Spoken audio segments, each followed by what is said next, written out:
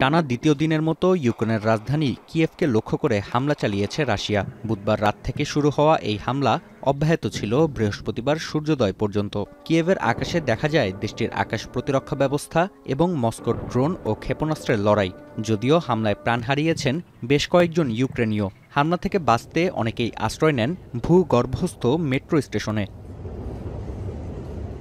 এর আগে বুধবার ইউক্রেনকে আর্টিলারি শেল ও মোবাইল রকেট আর্টিলারি মিসাইল সরবরাহ শুরু করে যুক্তরাষ্ট্র।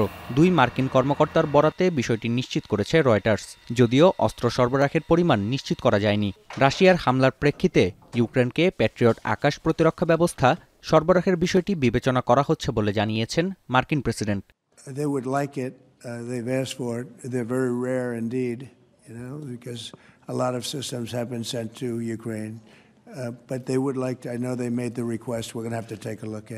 এদিকে মিত্রদের সমর্থন অর্জনের লক্ষ্যে ইতালির প্রেসিডেন্ট ও মার্কিন প্রেসিডেন্টের বিশেষ দূতের সঙ্গে বৈঠক করেছেন ইউক্রেনের প্রেসিডেন্ট। সৌজন্য সাক্ষাৎ করেছেন পোপ লিওর সঙ্গে। এ সময় সংঘাত নিরসনে কিয়েভ ও মস্কোর মধ্যে বৈঠক আয়োজনে ভ্যাটিকান প্রস্তুত রয়েছে বলে জানান পোপ লিও।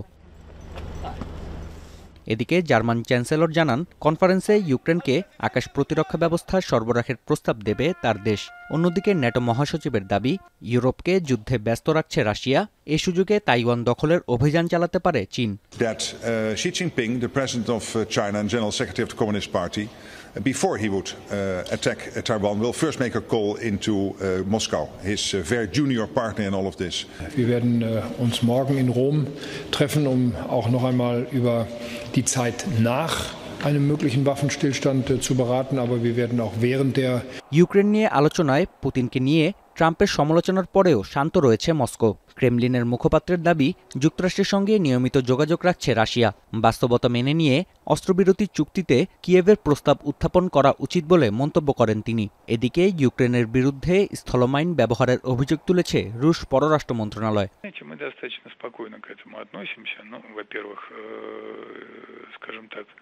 У Трампа в целом достаточно жесткая стилистика в том, какие фразы он использует и так далее.